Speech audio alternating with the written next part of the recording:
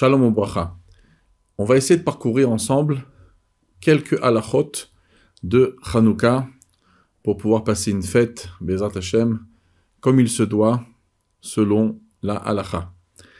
Alors, je voudrais commencer par le sujet de Hanouka en tant que jour, pas simplement de Hallel et de Hoda, c'est-à-dire des jours où il y a des louanges pour Dieu, comme dans les brachot qu'on va faire chez Hassanissim, et des remerciements à Kadosh Baruch Hu, mais dans les termes du Rambam, il écrit que c'est aussi des Yemei Simcha, des jours de joie. Beaucoup se sont étonnés sur le Maïmonide, où il a pu voir que ce sont des jours de Simcha, puisque dans le Talmud, Masechet Shabbat, page 21, c'est marqué que ils ont été fixés comme jours de Hallel et de Hoda, de louanges, de remerciements, à travers bien sûr l'allumage des bougies de Hanouka, mais non pas des Yemei Simcha. Alors, une des raisons pourquoi le Rambam comprend que ce sont des jours de joie également, c'est du fait que, hormis le miracle extraordinaire des bougies de Hanouka, il y a également la victoire des Hashmonaïm sur les Yevanim. C'était une victoire miraculeuse. Le nombre était un nombre inférieur aux armées modernes de cette époque de Yavan, de la Grèce, et donc le miracle était énorme. Et pour cette victoire, il fallait aussi que ce soit des jours, évidemment, des jours de Simcha. Cependant, il est écrit dans les Rishonim, le Tour apporte ça, la source première, une des sources premières, c'est le Maharam de Rothenburg, aussi amené par un de ses élèves, le Mordechai. Ils disent que les jours de Hanouka, on va faire des seudot, des repas plus importants, voilà, l'arbot beseuda, mais le fait de rajouter dans les repas de Hanouka, ça ne veut pas dire que ce sont des seudat mitzvah, des repas de mitzvah, mais ce sont des repas qu'on rajoute, mais non pas leur nom n'est pas appelé, et leur critère n'est pas un critère de seudat mitzvah, d'un repas de mitzvah. Mais ce qui est intéressant, c'est le fait que c'est un fait qu'on doit rajouter dans les repas de Hanouka. Sur ça, il n'y a pas de discussion. Le Shulchan Aruch nous l'apporte également dans le Siman Tafresh Ain, c'est-à-dire la Soudot Shemarbim Bechanouka, Em Soudat Areshut, ce sont des repas de Reshut, ça veut dire on les fait, mais il n'y a pas de mitzvah de les faire.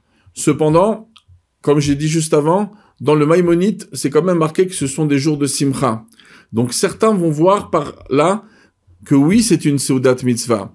Le Rab Shlomo Luria, dans Masechet Baba Kama, dans la page son commentaire sur la page 87 de Baba Kama, il va dire que oui, Hanouka, les repas, ce sont des repas de mitzvah. Un repas de mitzvah, c'est des termes qu'on trouve pour la bar mitzvah, pour le mariage, pour la brit milah, le pidyon haben. Et donc, le Rachal, Rab Shlomo Luria, lui, considère, en se basant sur les mots du Rambam, que ce sont des jours de Simcha. De toutes les manières, le Rama, dans le Siman Tafresh Ain, il écrit que si on va faire des louanges à Hachem, et en général, lorsqu'on fait des repas de Hanouka, on va chanter des chansons de Hanouka, on va raconter les miracles de Hanouka, ça transformera, d'après tout le monde, cette Souda en Souda de mitzvah. Donc, il est évident que quand on dit que les jours de Hanouka, on va rajouter des repas, alors c'est pas toujours facile de rajouter des repas tous les jours. Alors, c'est vrai qu'il y a certaines coutumes où on va marquer le coup, on va manger des soufganiotes, des beignets, différentes choses qui sont frites dans l'huile pour se souvenir de Hanouka, mais c'est pas pour autant qu'on va faire tous les 8 jours des repas de Hanouka.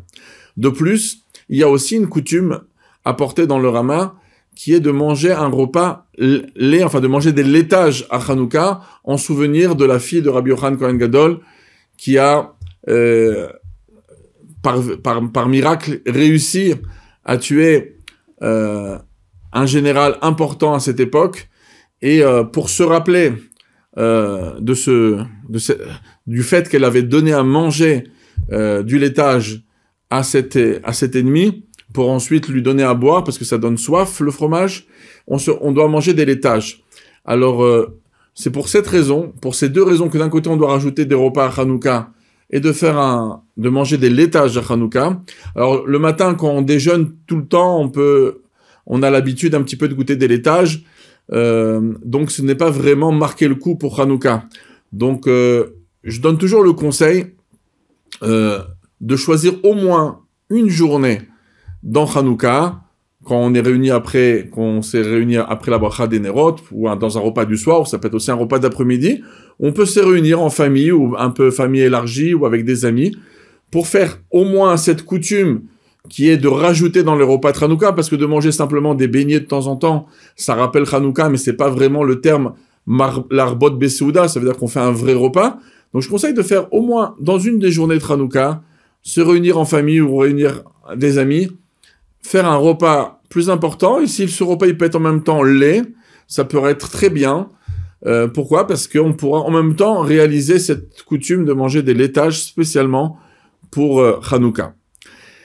Dans les jours de Hanouka, il est marqué dans les décisionnaires, le Magen Avram apporte qu'il est bien de rajouter dans la tzedaka. Donc le peuple juif a toujours été sensible à la charité, mais dans les jours de Hanouka, on s'applique à faire des belles mitzvot pour aider des pauvres à Hanouka. Et sachez que cette coutume, elle a entraîné d'autres coutumes dans l'âme Israël qui étaient d'offrir des choses, d'offrir de l'argent aux enfants, d'offrir des cadeaux aux enfants.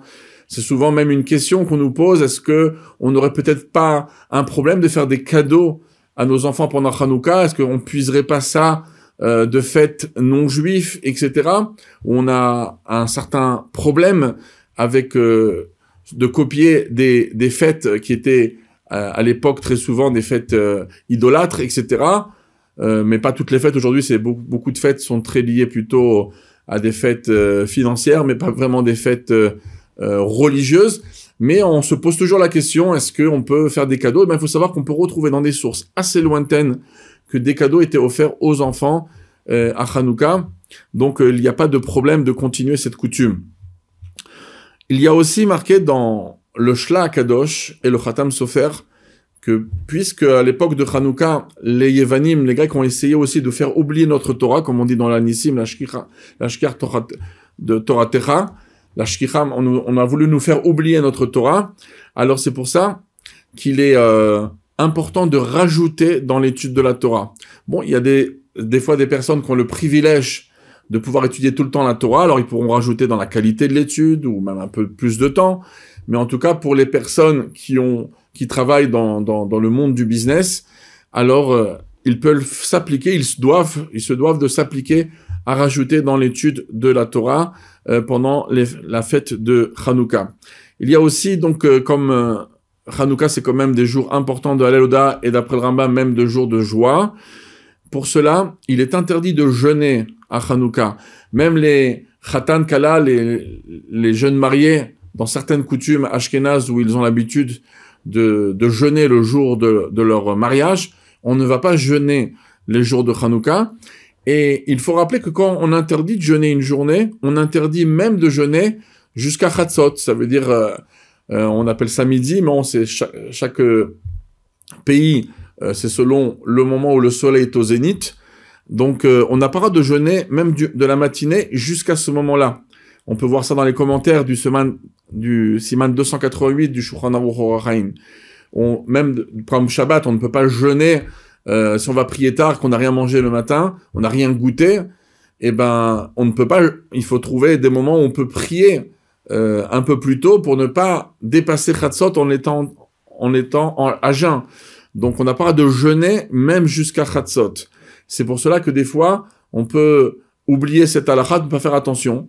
Et on peut être à Hanouka. Il y a certaines personnes qui peuvent se lever tard. Et donc après, il reste que 1h30, 2h. Par exemple, en Israël, l'heure de Chatzot, c'est très tôt. Ça peut être vers les 11h35, 11h40 dans cette zone-là. Et ben, très vite, on pourrait trébucher dans cette halakha. Il ne faut pas jeûner jusqu'à Chatzot. On ne jeûne pas du tout à Hanouka. Et donc, c'est important de ne pas oublier ce détail.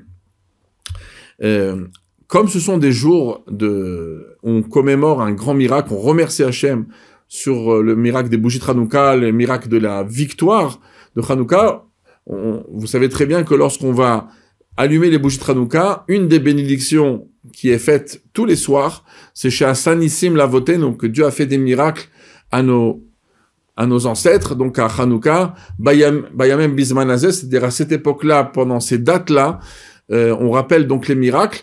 Donc c'est très important, dit le Meiri et le Pri Hadash, disent que lorsqu'on dit Chassanissim, ne pas simplement penser au miracle des bougies de Hanouka, qui est un miracle grandiose, une fiole d'huile qui devrait durer une journée à durer 8 jours. Il ne faut pas simplement penser à ces miracles, là, au miracle des bougies de Hanouka, mais penser également au miracle de Hanouka, qui comprend bien sûr la victoire des Bnei Israël, des Hashmonaim sur les Yevanim, qui était une victoire incroyable. Et justement, dans Alanissim, dans les prières matin, midi et soir, et également dans le Birkat Hamazon, on fait Alanissim pour justement rappeler essentiellement le miracle de la victoire, de cette victoire miraculeuse. Donc il faut bien penser à ces Nissim, là, lorsqu'on fait la bracha de Shasa Nissim Lavoteinu. C'est aussi important de rappeler que pendant les bougies de Hanouka, il y a une coutume où les femmes ne font pas de travaux pendant les bougies de Hanouka. C'est-à-dire, alors il y a des discussions, est-ce que c'est tout le moment où ils sont allumés ou simplement le moment obligatoire, par exemple pendant la première demi-heure de l'allumage.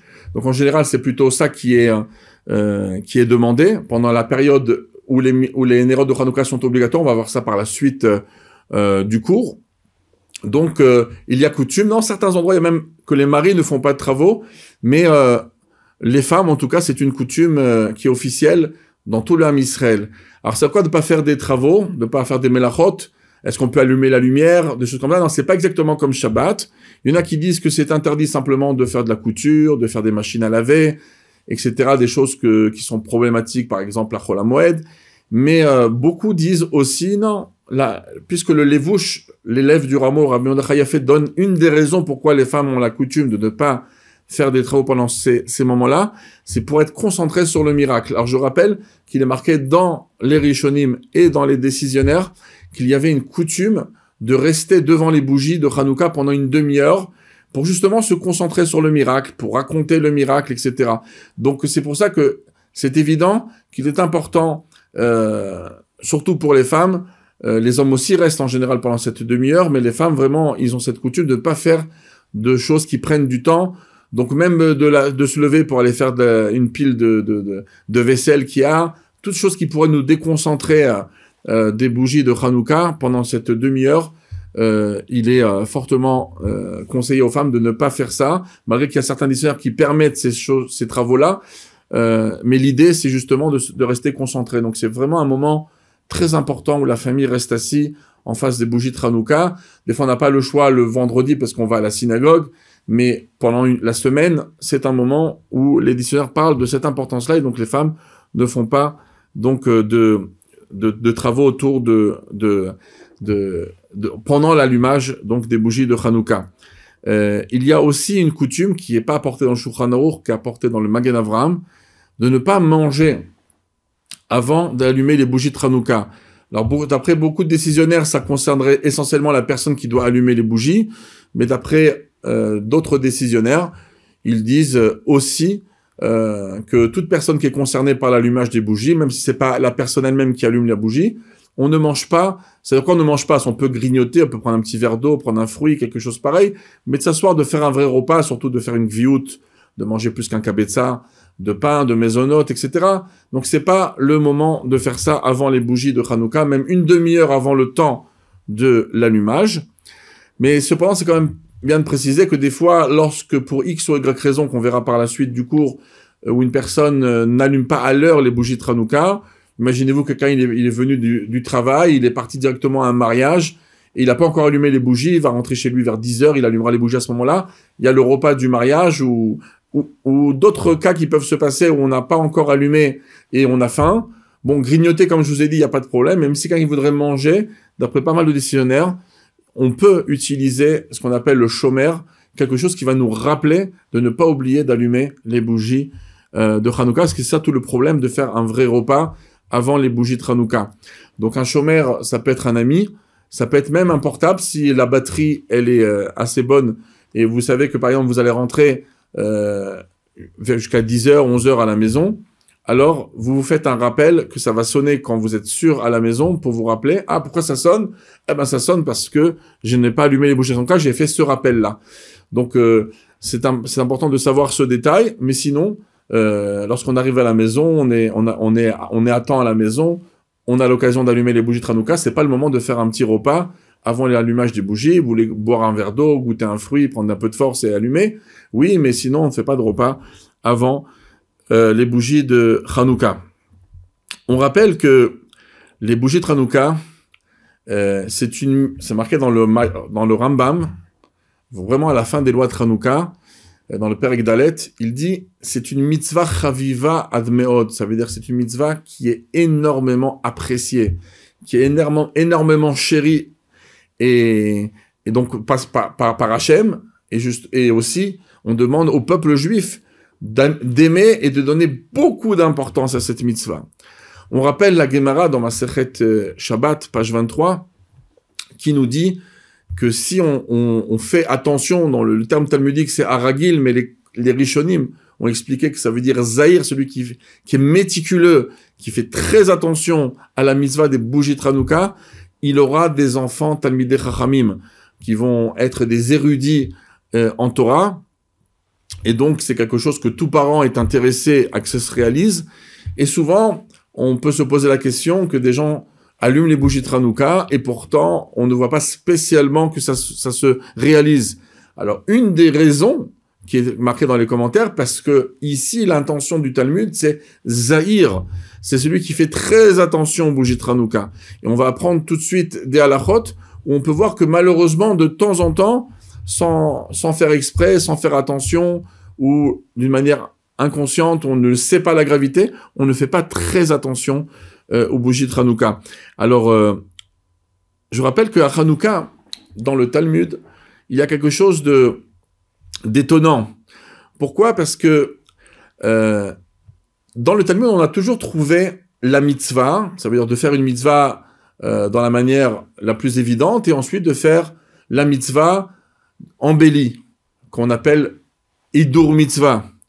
Comme ça met énormément dans le Talmud, mais un des exemples dans la Masechet Shabbat, page 133, où là-bas on parle il faut avoir une belle mezouza à sa maison, il ne faut pas essayer de gagner de l'argent sur les mezuzot. Des fois, on vous propose une mezouza, dès que le prix est un petit peu cher, on s'inquiète, mais quand on achète nos vêtements, nos chaussures, nos voitures, nos fauteuils, des fois on veut de la qualité, et ben, notre argent c'est surtout pour la Torah qu'il est là.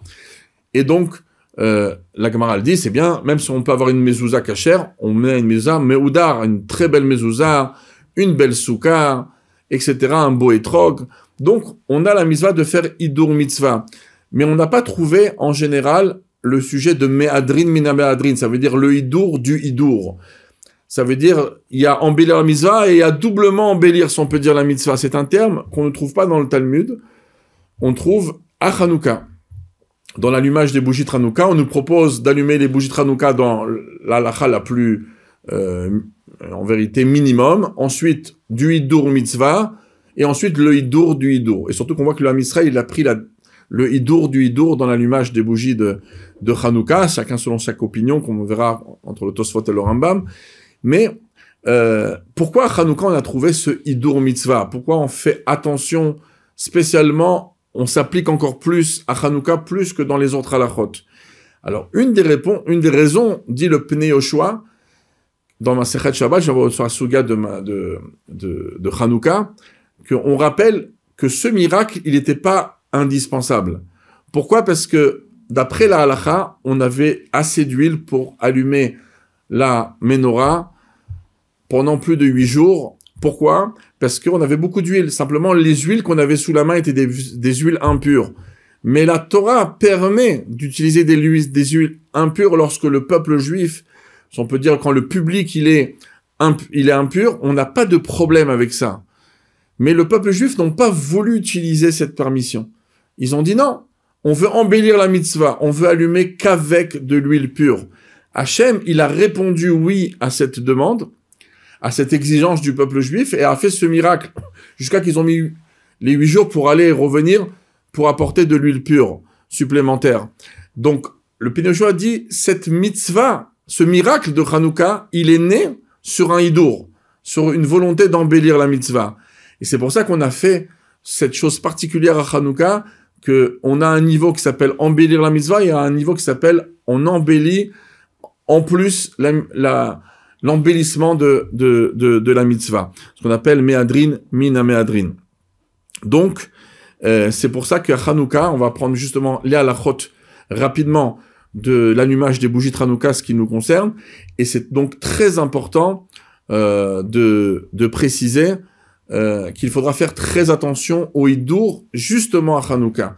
Malgré que très souvent on va vous dire ça c'est permis, il n'y a pas besoin, c'est pas obligé, mais à Hanouka, le peuple juif s'applique spécialement puisque le miracle est né sur un hidour mitzvah. Alors, je donne par exemple un exemple. On peut allumer avec tout ce qui peut s'allumer. Ça peut être des bougies, toutes les sortes d'huile, ça ne nous dérange pas, tant que ça tient bien, ça allume bien, il n'y a pas de problème. Mais le miracle était sur l'huile d'olive. C'est l'huile d'olive qu'on a utilisée pour la menorah dans le temple. Donc, il y a un hidour mitzvah, le Rama l'apporte dans le Siman Taf Resh Ayin Gimel, qu'il est bien donc de prendre de l'huile d'olive comme à l'époque du miracle qui s'est fait sur de l'huile d'olive. C'est vrai que Rabbi Yosef Karo n'en parle pas ici dans l'Ilchot Hanouka, mais on peut le voir dans le Siman 264 d'Ilchot Shabbat, Bichlal, le hidour qu'il y a autour de l'huile d'olive, lui il en parle par rapport à Shabbat, mais les Sfaradim sont aussi d'accord qu'il y a un beau hidour mitzvah d'utiliser l'huile d'olive.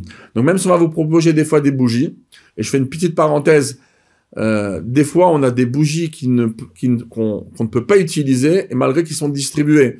Ce sont ces bougies d'anniversaire simples, d'accord? Maintenant aujourd'hui on en fait des plus longues, mais les bougies simples d'anniversaire, très souvent ne vont pas durer le temps minimum. La Gemara dit inami les shiur, il faut un shiur, il faut une quantité minimum. Même si ça s'éteint, ça c'est pas la fin du monde, ça s'éteint d'une manière qui n'était pas prévue. C'était pas qu'il y a du vent, on a allumé dans un endroit où il y a du vent qui peut éteindre la bougie, mais quelqu'un il est passé. Alors c'est pas même qu'on a la coutume de rallumer, mais le plus important c'est au moment de l'allumage. Mais au moment de l'allumage, on a besoin d'avoir une quantité d'huile au moins pour la demi-heure.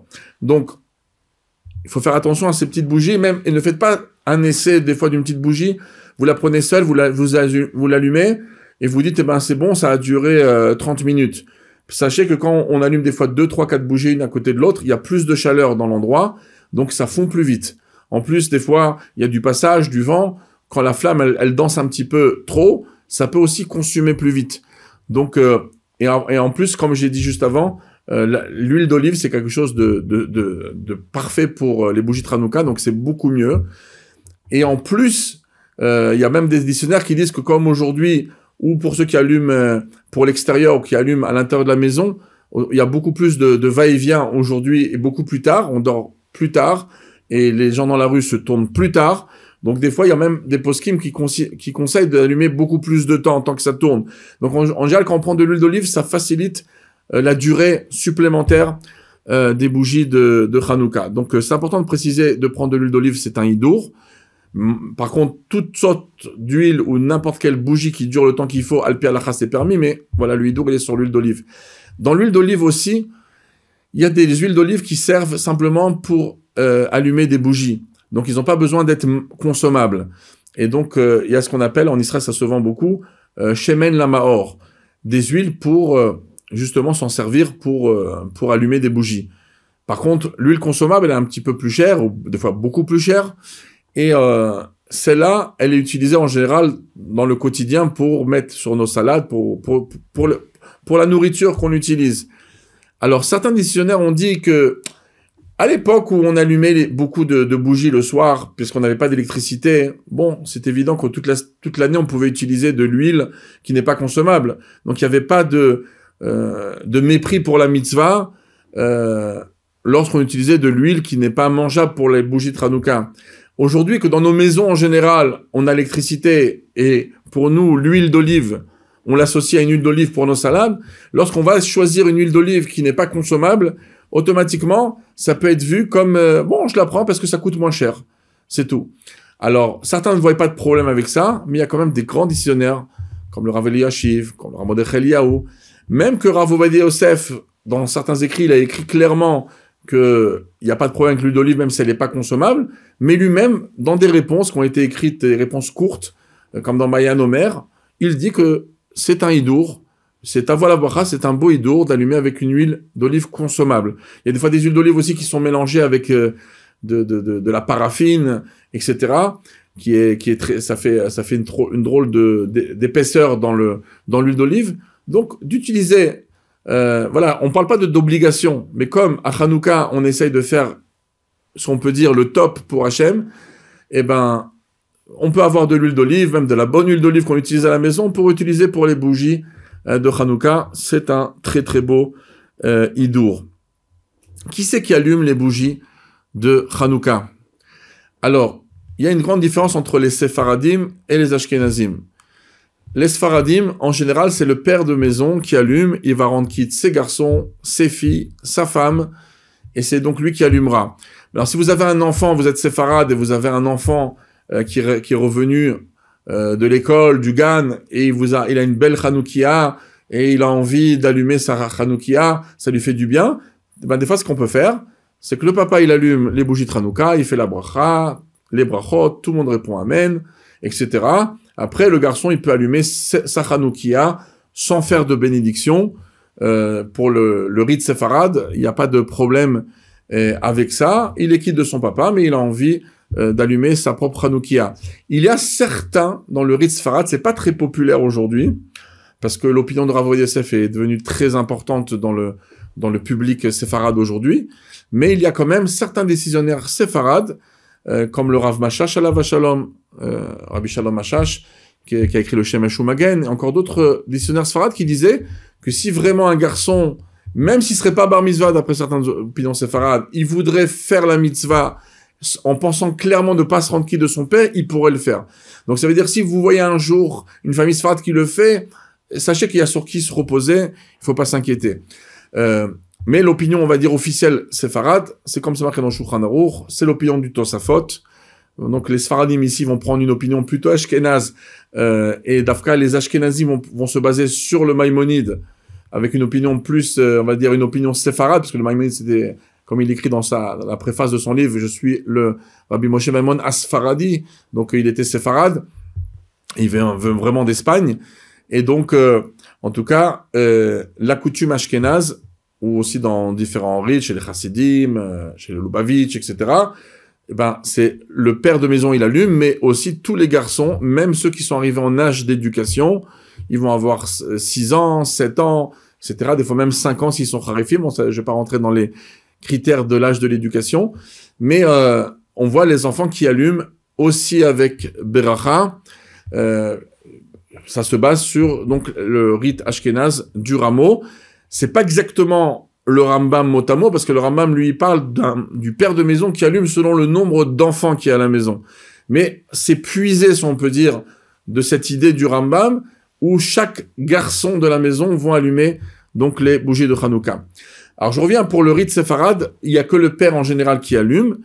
Des fois, ce qui peut se passer, c'est qu'on peut avoir son gendre ou son fils qui sont venus passer les fêtes avec nous, ou passer quelques soirées avec nous à la maison et dormir à la maison. Donc un fils se retrouve chez son père, il mange pas de sa table, ça veut dire qu'ils sont simplement invités, mais il a une vie indépendante, il est marié, il a son appartement, mais là ils sont là.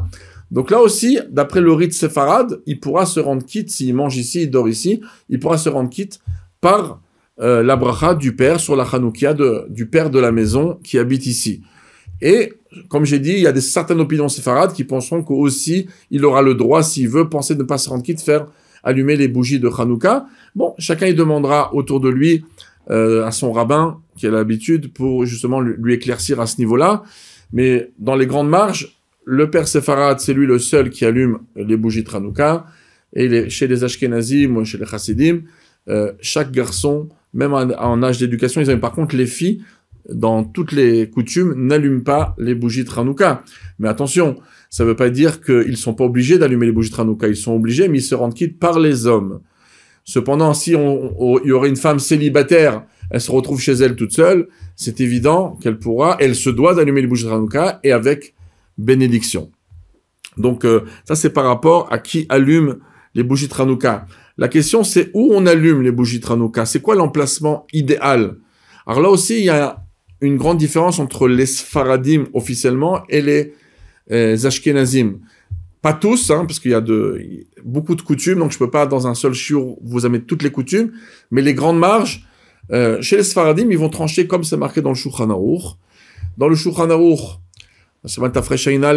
on peut voir que c'est comme c'est marqué dans le Talmud, aujourd'hui on n'a plus de risque, de danger envers les nations de pouvoir allumer les bougies dehors. Donc si une personne, on va dire elle habite Londres, elle a son appartement, sa porte de sa maison qui donne sur la rue, eh ben on va allumer al-petar betomi bachut, ça veut dire en face de la mezouta du côté gauche, à la sortie de la porte, dehors, pour la rue. D'accord? Si j'habite dans une villa et j'ai autour de moi un terrain, eh ben mon terrain il va donner sur la rue à un certain moment, il y a la porte de mon khatser qui donne sur la rue, ça sera à cet endroit-là on allume. Si j'habite en étage, et donc ça me sert pas d'allumer à l'entrée en bas, c'est pas ma maison, c'est la maison on est associé sur le premier étage avec tous les habitants, etc. Malgré que certains en Israël le font également, ils allument aussi des fois en bas de l'immeuble, mais à la base, lorsqu'on habite en étage, on allume à la fenêtre. La fenêtre, le meilleur endroit à la fenêtre, c'est sur le côté droit de la fenêtre. Bien sûr, faudra faire attention de ne pas avoir une Hanoukia avec une paroi, parce que si elle vous cache la vue et ça donne que sur la rue, que toute votre famille ne voit pas les bougies de Hanouka, ça serait dommage. Donc, on allume à droite. Par contre, si à droite de la fenêtre, ça va pas être le meilleur endroit vu par la rue, il faudra choisir un endroit plus central de la fenêtre, même du côté gauche s'il le faut. L'essentiel, c'est que ça se voit très bien sur la rue. Si quelqu'un il a même un balcon, et du balcon, c'est un balcon qui se voit, c'est avec c'est pas un mur qui cache, mais on a des barres de fer, etc., et qu'on peut voir encore mieux que la fenêtre. Donc l'idée, c'est quand j'habite en étage, c'est la rue. Quand j'habite au premier étage, c'est la rue. Ça, c'est l'opinion officielle séfarade. Et les Ashkenazim, en général, comme à une époque, il y avait un danger d'allumer à l'extérieur, eh ben la coutume, elle est quand même restée. Il y a beaucoup de Rishonim qui habitaient la France, qui racontent, comme le Balaï Tour, c'était Rav Yitzhak de Marseille, il écrit que malgré que le danger est descendu, on allume quand même à l'intérieur de la maison. Et il y a encore d'autres raisons kabbalistiques du Harizal, où on voit l'importance d'allumer à l'intérieur de la maison. Alors, concrètement, pour les Sfaradim, je vous ai dit exactement où allumer.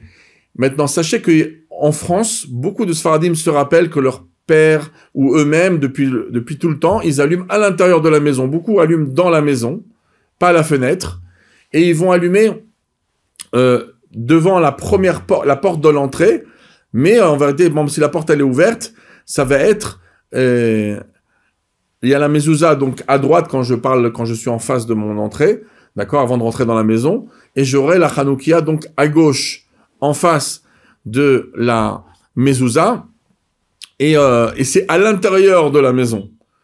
Donc pourquoi il y a des Sfaradim qui font ça beaucoup, par exemple en France? Bon, parce que c'est un petit peu la coutume qui était en France pendant longtemps. Même avant, à l'époque des Rishonim, on allumait à l'intérieur de la maison. Il y a certains aussi qui ont été influencés par la parole des Mekoubalim, de la Kabbalah, qui voient ça aussi d'un bon œil de faire de cette manière-là. Et également, des fois, il y a des personnes qui sont sensibles. Il y a peut-être pas d'antisémitisme en ce moment, c'est beaucoup plus calme, etc. Mais on sait jamais. Il y a toujours des moments où ça peut augmenter, etc. Donc il y a des gens qui font un peu profil bas avec ça. Ils décident d'allumer à l'intérieur. Donc il faut pas non plus négliger cette coutume. C'est-à-dire que même si un séfarade, il a envie d'allumer à l'intérieur de sa maison, il peut, comme je vous ai dit, voilà. Maintenant, quand je dis à la fenêtre pour les séfaradim, si votre immeuble est très très haut, vous êtes à un étage, vous êtes au 5e étage, au 6e étage, vous avez dépassé les 9,60 m. Alors, si vous n'avez pas d'immeuble en face de vous, alors là, il faudra mieux allumer à l'intérieur de la maison que d'allumer à la fenêtre, puisque de toutes les manières, la Gemara elle dit que les gens ils ne regardent pas tellement au-dessus, à 9,60 m au-dessus, ce qu'on appelle Esri Mama. Par contre, très souvent, quand on a des grands immeubles, on a aussi d'autres grands immeubles autour. Et quand on a d'autres grands immeubles autour, le Rav Vosner, le Rav Ovadia Yosef, dans Chazon Ovadia, ils pensent qu'il n'y a pas de problème d'allumer à la fenêtre, même à cette hauteur-là, puisqu'il y a énormément de personnes qui habitent, et ceux qui habitent en face de l'immeuble et au-dessus peuvent voir, et même ceux qui habitent un peu en dessous, pour eux, c'est un étage ou deux en dessous, ça sera pas 9,60 m plus haut de leur champ de vue. Donc, si vous avez une vitre qui est bien limpide et qu'on peut bien voir les bougies de Hanouka, même quand on habite dans un étage très élevé, si ça se voit en face, dans d'autres immeubles, c'est une possibilité aussi d'allumer là-bas. Alors, pour les Ashkenazim ou les Chassidim, beaucoup vont allumer à l'intérieur de la maison. Donc, ils vont choisir pas spécialement la porte d'entrée, mais ils vont choisir par exemple entre le salon et la cuisine. Ils vont prendre un endroit où il y a une mezouza. Parce que quand on allume à l'intérieur, il faut se rappeler, ou même quand on allume devant la porte, la hauteur idéale, c'est de dépasser les 23 cm du sol. C'est-à-dire que les flammes des bougies de Hanouka doivent dépasser les 23 cm du sol, qu'on appelle ça 3 tfachim, 24 cm même, 3 x 8, 24. Et que les flammes ne dépassent pas les 80 cm. Ça, c'est le côté idéal. D'accord? Et en face d'une mezouza. Donc, 80 cm, que les flammes soient jusqu'à 80, pas au-dessus. Ça, c'est l'idéal. Maintenant, si vous avez des enfants un peu turbulents, ou bien des fois ils sont pas turbulents, mais la maman ou le papa, ils sont pas toujours bien éveillés pour faire attention à chaque seconde qu'est-ce qui va se passer. Donc, si vous avez une peur, n'ayez pas peur. C'est marqué dans le Talmud, on a le droit d'allumer manière al shulchano vedayos, on peut poser sur sa table. Mais si c'est gérable, qu'il n'y a pas de risque, on est là, on est à côté, on surveille, les enfants font attention, etc. C'est la hauteur idéale et l'emplacement idéal des bougies de Hanouka. Par contre, c'est marqué dans le rameau que c'est pas bien que plusieurs personnes allument une à côté de l'autre parce que on essaye de marquer combien de jours de Hanouka il y a le miracle. Et lorsqu'on allume plein de personnes l'une à côté de l'autre, des fois ça peut paraître, on sait plus à quel jour on se trouve, et on va dire non, c'est même pas pour exprimer le jour, ça va être pour exprimer combien dans la famille, etc. Donc c'est pour ça que si on peut, alors aujourd'hui on a des Hanoukiot qui séparent bien les flammes l'une de l'autre, donc en mettre 2, 3, je parle surtout pour les Ashkenazim ou les Chassidim qui allument, que tous les enfants de la maison allument. Donc des fois on peut avoir ce cas-là.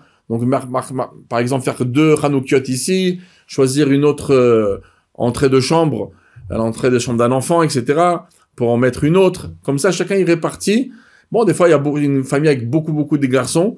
Ça fait qu'on est obligé de mettre un petit peu des fois une à côté de l'autre. Non, on va essayer de faire quand même une certaine petite distance et bien sûr, de choisir une Hanoukia. C'est important d'avoir une Hanoukia, pas simplement poser des gobelets ou coller des bougies. C'est bien d'avoir une Hanoukia, c'est un hidour d'avoir une Hanoukia. Dans le Kaf HaChaim, il y a même énuméré là-bas 15 sortes de Hanoukiot, en or, en argent. Mais en tout cas, pour avoir une belle mitzvah, c'est bien de s'appliquer à avoir une belle Hanoukia. Alors, de quelle manière on fait la bénédiction? Donc, le premier soir, on rappelle qu'il y a 3 bénédictions. Il y a la Likner Hanouka, d'accord, chez les Sfaradim, aussi dans le Rit Chabad, on fait la même chose, la Likner Hanouka. Il y en a qui font la Likner Shel Hanouka, d'accord, chacun selon sa coutume, selon son sidour. On a la bracha de Shassanissim, la votée Noubayam Mizmanazeh, qu'on fait aussi tous les soirs, comme la première bracha également. Par contre, le premier jour, la première fois qu'on a l'occasion d'allumer les bougies de Hanouka, on va faire la bracha de Shirchianu Viganu Lizmanazeh. On fait d'abord les 3 brachot. Lorsqu'on a terminé les 3 brachot, c'est à ce moment-là qu'on commence à allumer les bougies de Hanouka. Alors, quand on allume les bougies de Hanouka, dans les emplacements qu'on a mentionnés avant, ce qui est important de savoir, c'est que on commence on a la Hanouka en face de nous, on va allumer d'abord le premier jour la bougie qui est le plus à droite, ou l'huile d'olive, comme j'ai dit, avec la mèche qui est le plus à droite. Ensuite, le deuxième jour, on va en mettre une à gauche et on va commencer par celle de gauche et on va aller vers la droite. Et c'est comme ça qu'on fait, que la majorité de Ham Israël, Sepharad et Ashkenaz font. Il y a d'autres coutumes qui sont plus en minorité, mais en tout cas, c'est comme ça en général qu'on fait. Donc ça, c'est par rapport 3 brachot. Et ensuite, on allume les bougies de Hanouka. Beaucoup de Sfaradim ont cette coutume lorsqu'ils ont fait les 3 brachot ou les autres jours, les 2 brachot, ils allument la première bougie et ils commencent à chanter un Nerot Halalou en allumant les autres. Si ça vous embrouille de faire ça, terminer d'allumer les bougies et ensuite chanter. Dans beaucoup d'autres rites, on n'a pas cette coutume, on attend d'allumer les bougies pour commencer la chanson de Anerot Alalou. Par rapport à une question qui est très d'actualité, c'est est-ce qu'on doit attendre les enfants, attendre le père de maison pour allumer les bougies de Hanouka? Est-ce qu'on doit être tous ensemble? Alors oui, dans beaucoup de décisionnaires, on parle de l'importance d'être tous ensemble, surtout que beaucoup vont dire que c'est important qu'ils entendent la bracha de Shassanissim, la Voteinu, pas simplement qu'ils arrivent et qu'ils voient les bougies de Hanouka, etc. Donc c'est très important que la famille soit réunie, et donc c'est une des choses qu'on doit s'appliquer. Le temps des bougies de Hanouka, alors chez les Sfaradim et beaucoup d'Ashkenazim, c'est à la sortie des étoiles. En général, on fait Arvit et ensuite on allume les bougies de Hanouka. Il y a beaucoup de rites séfarades qui vont allumer, ils vont faire même Arvit ben Hashmashot, ça veut dire après l'Ashkia, ils vont faire Arvit plus tôt que d'habitude pour se retrouver à la sortie des étoiles exactement à la maison, parce que le moment de l'allumage est très important. Surtout que le Rambam, pour lui, c'est très grave si on allumerait, on pourrait même pas allumer une demi-heure après la sortie des étoiles. Et à part le fait que c'est Zrizi Makdimim les mitzvot, et que c'est le moment, donc on doit s'empresser à faire les mitzvot, et en plus c'est le moment où il faut vraiment allumer les bougies. D'après une des réponses de la Gemara, Ilo Adlik Madlik, c'est le moment de l'allumage. Donc, et c'est pour ça qu'il faudra préparer la Hanoukia avant de partir à la choule, pour pouvoir tout clôturer, que ce soit tout prêt, surtout quand des fois on a beaucoup de bougies, avec de l'huile d'olive, etc., avec les mèches. Donc, tout n'importe quelle manière qu'on va allumer, faudra préparer pour allumer à l'heure. Donc, la question, c'est, qu'est-ce qui se passe si, par exemple, on peut allumer à partir de 5h30, 6h, et le père de maison, il revient à 8h du travail. Alors, il n'est pas censé venir à cette heure-là du travail. Si il est indépendant, il se doit de faire attention de venir à l'heure. Et les enfants aussi, il faut tous les sensibiliser. Il faut venir à l'heure à la maison, il faut que tout le monde soit réuni à tel moment. Et c'est pour ça que, je vous ai dit avant, ceux qui font un tonchon, bougie de Hanouka, on a des brachot d'avoir des enfants Temit Chacham, donc il faut faire attention. Et parmi de faire attention, c'est de faire attention au moment où on allume les bougies de Hanouka. Donc c'est très important de venir à l'heure, mais qu'est-ce qu'on fait quand on n'a pas le choix? Le patron ne laisse pas le mari rentrer. Alors, dans beaucoup de décisionnaires, ils vont dire, surtout séfarades, ils vont dire, il faut allumer à l'heure, c'est maximum, ça sera la maman de la maison qui allumera les bougies. Et quand le père y vient, bon, il les quitte si les bougies sont encore allumées, ou maximum il pensera ne pas se rendre quitte, et clairement il allumera, etc. Donc il y a beaucoup cette discussion, mais ce n'est pas évident de dire ça. Alors ça a été dit par des grands, par le Rav Ovadia Yosef, etc. Alors d'abord même, le Rav Ovadia et beaucoup de grands dictionnaires disent que si ça crée des problèmes de Shlom Bayit, on sait qu'à Hanouka, il y a une halakha dans le Rambam qui dit que si on a une seule bougie, ou la bougie du Shabbat, ou la bougie de Hanouka, on doit faire devancer la bougie de Shabbat. Parce que le Shabbat, il est venu pour faire la paix. Ça veut dire que le Shalom, c'est la chose la plus importante. Donc, si ça crée de la tension, qu'on n'attend pas le papa, etc., des fois, ça peut être le contraire. Ça peut être la maman qui retarde. Alors, c'est plus facile qu'un père, il allume à l'heure les bougies si sa femme n'est pas là. Mais ça peut créer des problèmes de Shlom Bayit. Surtout qu'aujourd'hui, ceux qui allument à l'intérieur, de toutes les manières, on est réveillé assez tard. Ceux qui allument pour la rue, aujourd'hui, ça tourne énormément. Et de toutes les manières, dans le Shulchan Aruch, dans Tafresh Ayin Bet, c'est marqué clairement que toute la nuit, en vérité, c'est le moment des bougies de Hanouka. Il y a le moment idéal, c'est le moment idéal qu'on a dit, mais toute la nuit, elle est cachère, surtout que même si on viendrait très tard et qu'il y aurait 2 enfants réveillés, ou 2 personnes de réveillées, à part celui qui allume, on est 3 en tout, le Magen Avraham dit qu'il n'y a pas de problème d'allumer avec bracha. Et dans le sens simple du Shulchan Aruch, c'est machma qu'on allume avec bracha. Comme le Sharitzun est un petit peu, il montre ça, celui qui va être sommaire sur ça, sur le Chemed Moshe, etc.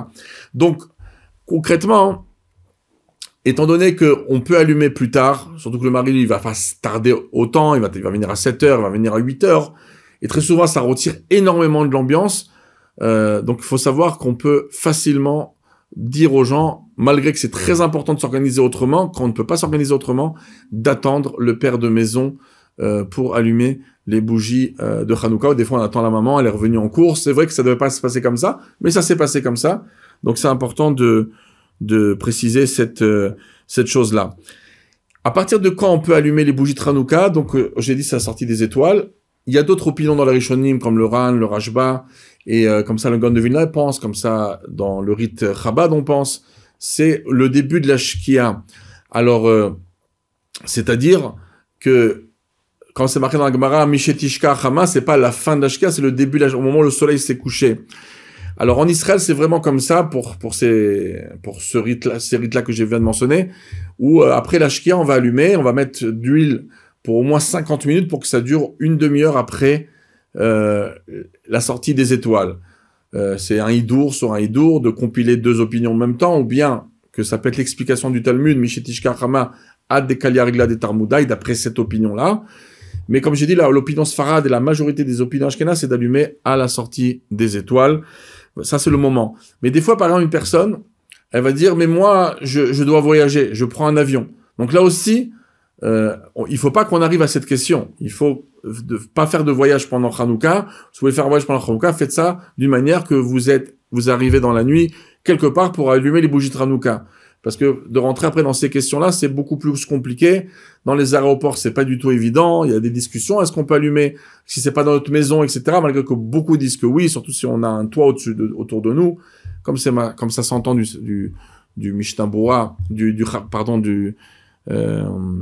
Aruch HaShulchan dans Siman Tafresh Ayin Zayin. On peut voir aussi le Tzitz Eliezer dans le Chelek Tetvav. Encore beaucoup de sources qui peuvent prouver qu'on pourrait allumer. On peut même des fois donner l'idée. Moi, une fois, j'avais un peu donné l'idée à quelqu'un quoi dire pour sensibiliser quelqu'un qui a un restaurant des fois dans les aéroports pour qu'il nous laisse allumer une bougie, etc. Ça avait marché, mais en tout cas, de faire en sorte que ces questions n'arrivent pas. Des fois, on va se retrouver dans un avion toute la nuit, on va pas pouvoir allumer. Alors, on va utiliser des fois l'opinion d'allumer une petite lampe électrique, bien sûr sans bénédiction, mais il faut pas rentrer là-dedans. Par contre, des fois, la question qui peut se poser, mais moi, je peux allumer avant de partir, mais je pars avant la Shkia, je pars après le Plag HaMincha. Donc, peut-être je peux allumer à partir du Plag HaMincha. Alors, en général, sachez que dans le Shulchan Aruch, c'est apporté l'opinion essentielle, c'est à partir de la fin de la Shkia, la sortie des étoiles, et c'est marqué qu'on n'allume pas avant. Et beaucoup de Rishonim utilisent aussi ce terme, comme le Rambam, qu'on ne doit pas devancer. Et donc, c'est pour ça qu'en général, on peut voir cette halakha pas évidente lorsqu'on peut allumer à partir du Plag HaMincha, parce que c'est une opinion qui est amenée en tant que Yesh Omrim. Il y en a qui disent, c'est l'opinion de Rabbi Tzrak Abouav, qui est une opinion qu'on n'a pas trouvée dans la Rishonim. Alors c'est vrai que le Mishnah Berurah sur place, dans Tafresh Ayin Bet, il apporte l'opinion du Chida, dans le Birkei Yosef, qui dit non, c'est pas une marloquette, on n'a pas trouvé ça ailleurs, c'est pour ça qu'il a amené Yeshomim, mais c'est pas une marloquette. Le Shouchan qu'il a dit de pas allumer avant, ça c'est le moment idéal. Mais si on a un problème, on peut allumer avant, à partir du Plag HaMincha. Mais il faut savoir que le Chida lui-même a changé d'opinion, si on peut dire. Il a dans son Sefer Kisei Rachamim, c'est un commentaire de Maseret Sofrim, il a écrit noir sur blanc là-bas que ce Yesh Omrim de Rabbi Tzrak Abouav, c'est une opinion d'At Yachid et que le Shulchan Aruch Bistam, il est en marloquette, il est en discussion avec cette opinion. Donc c'est pas du tout évident. Je sais que beaucoup disent non, mais c'est marqué dans le Pri Hadash, c'est le Mishnah Berurah, on peut être sommaire sur lui, malgré qu'il a pas vu le Kisei Rachamim, parce qu'il a pas mentionné ici sur ce détail. Et ils disent on peut le faire avec bracha à partir du Plag HaMincha. Il y a ça qui lui disent, moi je suis très douteux de donner cette permission. Et donc de nombreux poskim aussi disent si on allume à partir du Plag, on allumera sans bracha. Donc c'est clair que si quelqu'un il doit allumer à partir du Plag ou allumer très tard, vaut mieux allumer très tard, parce que la nuit, toute la nuit c'est kasher, c'est marqué dans le Shulchan Aruch. On ne tient pas de l'opinion du Rambam que une demi-heure après cet accord après la sortie des étoiles, on ne peut plus allumer. On peut allumer toute la nuit. Donc, d'après la race, surtout qu'on très souvent on aura des gens réveillés avec nous. Le Magen Avraham, il parle que même si on est après Chatzot de la nuit, on peut allumer avec bracha si on a deux personnes, pas comme l'opinion de Rav Shlomo Luria. Donc, vaut mieux allumer tard que d'allumer à partir du Plag HaMincha. Et si quelqu'un, c'est sa seule occasion, moi, je pense qu'il faudra lui dire, comme beaucoup de décisionnaires, d'allumer sans bracha. En tout cas, ceux qui veulent allumer avec bracha, c'est évident qu'ils ont sur qui se reposer. Ils ont des grands décisionnaires qui ont dit le Pri Hadash, il pense comme ça. Le Birkei Yosef, il pensait comme ça à l'époque. Le Mishnah Berurah, comme ça, il a tranché, etc. Donc, il y a sur qui est de sommaire, mais à mon humble avis, je préférais apprendre aux gens de faire sans bracha. Dernière petite question. Il y a encore beaucoup de sujets de Hanouka. On peut pas tout parcourir, mais des fois, on peut trouver Motzei Shabbat à la sortie de Shabbat chez nos parents. On est parti Shabbat chez les parents. Donc chez les Ashkenazim, les Chassidim, ils vont allumer aussi la Hanoukia chez les parents. Chez les Sfaradim, comme j'ai dit, des fois c'est le père de maison qui allume et il rend quitte la personne. Et si la personne elle mange, elle dort là-bas, elle n'a même pas besoin de participer à payer béprité, comme c'est marqué dans la Gemara. Elle n'a pas besoin de participer dans un cas pareil. Mais qu'est-ce qui se passe si Motzei Shabbat, on reste des fois fermé la Vemalka un petit peu et on rentre à la maison? Donc dans ce cas-là, les décisionnaires sont clairs. On apprend ça de Sivan Tafresh Zain. C'est mieux d'allumer dans un endroit où on habite d'une manière fixe que quand on est de manière provisoire. Bon, si on est parti passer, si on quitte la maison, on va visiter nos parents en plein milieu de la semaine et qu'on est à l'heure de l'allumage des bougies à la maison, c'est sûr que c'est notre maison qu'on va allumer. Même si on va aller manger là-bas, même si on va aller dormir là-bas. Parce que on est à l'heure à la maison. Mais si on est parti tôt chez la famille et on dort là-bas, ou comme, alors si on dort là-bas comme le vendredi soir par exemple, alors c'est là-bas qu'on allumera, ou c'est là-bas d'après Sfarim qu'on va se rendre quitte par le maître de la maison. Mais lorsqu'on ne dort pas là-bas et qu'on n'a pas allumé et qu'on est au moment de l'allumage chez nos parents ou chez des amis, mais on va rentrer chez nous le soir, on attendra de retourner à la maison pour allumer. Parce que l'endroit même, faudra pas dire non, le Shulchan Aruch c'est marqué que si on mange dans cet endroit et on dort dans cet endroit, vaut mieux l'endroit où on mange. Non. Ça, c'est dit dans un endroit où on mange, où on dort de manière fixe. Mais lorsqu'on mange simplement chez nos parents, Motzei Shabbat, mais qu'on habite d'une manière fixe chez nous et qu'on rentre le soir chez nous, vaudra même si on rentre à 10h, 11h, etc., surtout qu'on va rondir avec la femme, la famille, etc., les enfants, on allumera à la maison avec bénédiction. Donc je souhaite à tout le monde, Be'ezrat Hashem, de passer un Hanouka Sameach, qu'on puisse être tous ensemble en Eretz Israël, au Beth Amikdash, on allumera cette fois-ci, même que les nérods de Hanouka ne s'annuleront jamais, comme dit le Rambam, mais on pourra au moins voir l'allumage de la menorah du Beth Amikdash, que ça se passait dans le Kodesh à l'intérieur, mais Al-Pi Halacha, c'est même permis de le sortir dans le Chatzer, mais en tout cas, j'espère qu'on pourra assister à l'allumage de la menorah de Beth Amikdash Hashishi. Amen, Kani Ratson.